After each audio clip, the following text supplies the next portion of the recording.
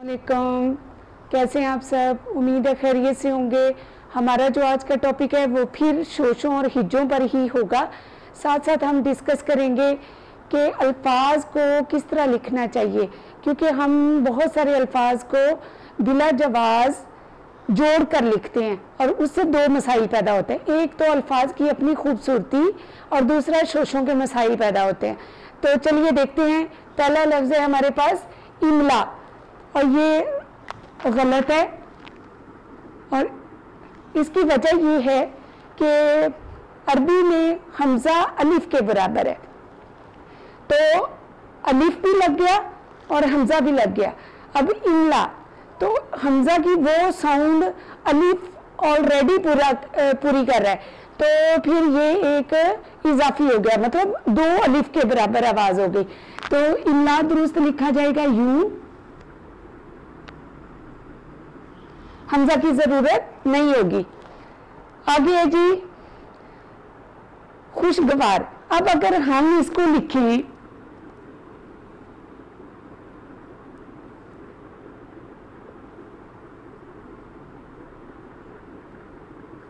तो ये ज्यादा बेहतर है।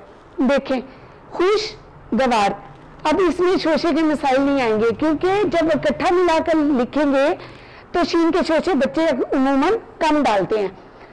खूबसूरत, अब यहाँ पर दो मसाइल हैं। एक तो ये इकट्ठा लिखा हुआ है, दूसरा इसमें शोशे का मसला भी है।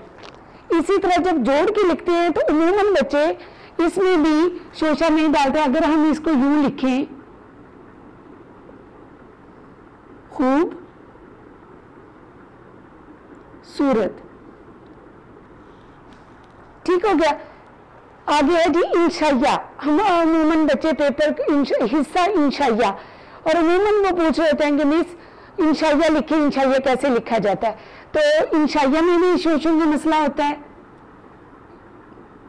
शीन के तीन और हमजा और ये इंशाइया। तशरीह, अब यहाँ पर अमूमन बच्चे को कायल करना जरा मुश्किल होता है।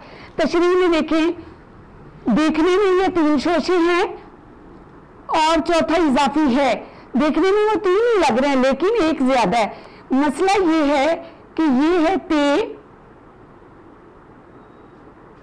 ये है शीन दो, तीन और ये रे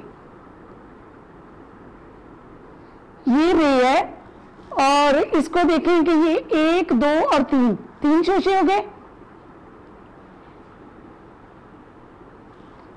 तशरीह, इसी तरह शहर का शोशा या तो डालते नहीं है या ऊपर को डालेंगे, तो जबकि हे का शोशा सीधा जो है वो नीचे की तरफ आता है। एक दो और वहीं से हे नीचे, और यहां से गुलाई करते हुए शहर। उम्मीद है आप लोगों को ये वीडियो पसंद आई होगी। इसे लाइक कीजिए, शेयर कीजिए और सब्सक्राइब कीजिए।